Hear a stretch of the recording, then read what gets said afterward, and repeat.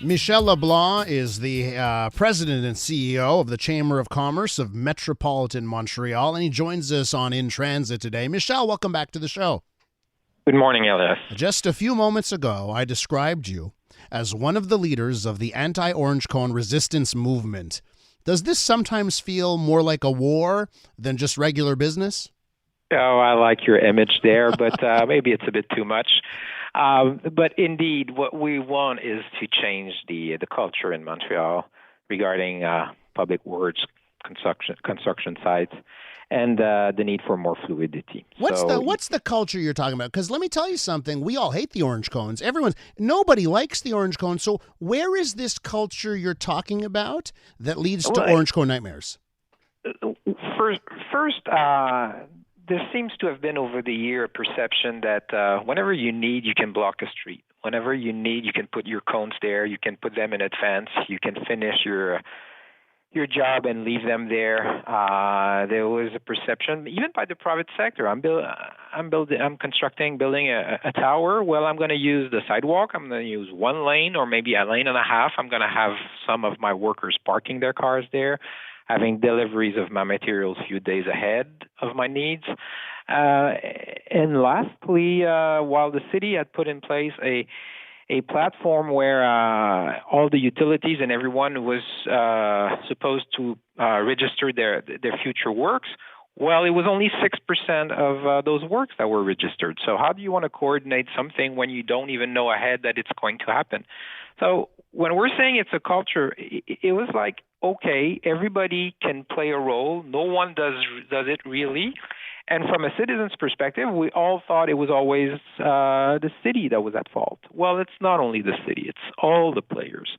So what we're trying is to make everyone, and as you saw this week, it was the government of Quebec, the Minister Guilbeault, that came and said, okay, here's the part we're going to play, here's the change we're going to implement.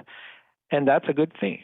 And you were speaking to the Minister Guilbeault on that issue. So what were the words? What's the messaging you're hearing that gives you hope, gives you hope that this time things will be different? Well, there's three kind of gesture. The first one, and people might be cynical about it, and it's going to be, well, there'll be less cone. The ministry will pull away all idle cones that are there for 72 hours without any work. The city had said they would put in place a rule by which you cannot put them more than 24 hours before the start of the work, and you have to remove them 24 hours after. Now the government of Quebec say, and if there are idle cones here and there, for 72 hours, we'll take them away. That's one thing. The second thing was, okay, we're going to have smaller cones. We're going to have cones made for urban sites. They're going to be less visible. I often said it will be the small brothers of those cones. But that's about how we look at them. The second thing she announced, which for us is important, is there is a platform at the Quebec government where every public work is registered ahead.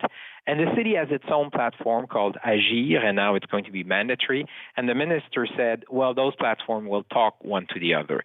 And that will improve the possibility of coordination between all those works on the public streets.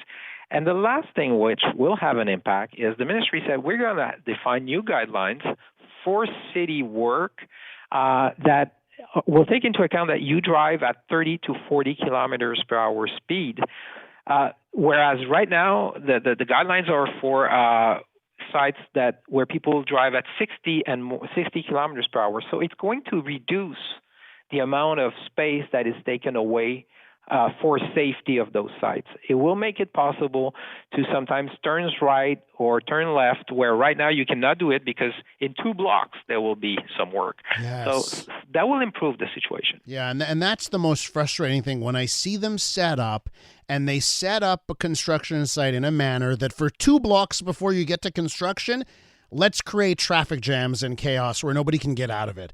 Yeah. We're with Michel Leblanc. He's president and CEO of the Chamber of Commerce of Metropolitan Montreal. One of the reasons, Michel, I call you, a tongue-in-cheek leader of the resistance movement here is because I do feel that that your group was a big part of it. You guys had that big study, right? Where, I forget the stats, right? But you showed like 75% of roads had orange cones at one point, and so many of them were useless, that kind of thing. Do you think that study was the beginning, the tipping point for people to say, okay, we actually have to do something this time? Yeah, I'll be humble there, but I think that at points we needed numbers. People have been complaining, and we have been voicing those complaints for years, but it was as if it was just a matter of perception. Yes, there's more work, but we need to do them. And then, as you mentioned, we released numbers, and there are three numbers. One is 27% of the cones at the downtown area were there for no reasons at one point. So you can say whenever you see a cone, 1 out of 4 is there, and you don't know why, and nobody does know why. Secondly, we realized that if you take the downtown, 94% of the streets with over a 1-year period were at one point closed for works. 94%. So the perception that it's everywhere, well, yes. And when we took some streets like Saint-Urbain, over 9 years, there were continuously over 9 year works at one point or another on Saint-Urbain Street. So the perception that it's not only everywhere, but it's all the time, well, indeed, it's all the time everywhere with many cones for no reasons. I think those numbers kind of woke up everyone, and now it's happening, and maybe we should have done that study before. But indeed, we are very pleased with the fact that everybody realized, okay, what's my part, what's my responsibility, and we'll look into ways to improve the situation. Michel, I've called it the industrial orange cone complex, right? That in Montreal, we have this industrial orange cone complex that keeps the orange cones in power. Are you worried that despite everything, all the seemingly we're going to have some progress here, are you worried that behind the scenes, whether it's the city of Montreal that, it doesn't seem to be a friend of car travel, by the way, right? Seems to want to make car travel more difficult in this city, not easier. Are you worried that there are murky powers that be, maybe it's the orange cone industry, that will be working against your initiatives to keep us in this never-ending orange cone cycle? I think it's I think it's more incompetence than kind of this big conspiracy. And lastly, the minister, when she came this week, she said, we're picking up those cones and they're not ours. So those who might be looking for their cones, well, we just picked them up because you were leaving them anywhere on the side, on the streets. So maybe, as you mentioned, there's this industrial complex of the cones, well, they're losing their soldiers because they're being taken away by the Ministry of Transport. Michel, genuine laughter. Huh? Like when you said it's incompetence, there's not a conspiracy here, and you're losing the soldiers just now. It's just, it makes the story more fun for me, to be quite honest, because we've been talking about it for so long. And it does just show you that this is really a fight. Thanks for being a part of that fight, and thanks for taking time for us this morning. Oh, my pleasure. Have a good morning, everyone. That is Michel Leblanc, President and CEO of the Chamber of Commerce of Metropolitan Montreal.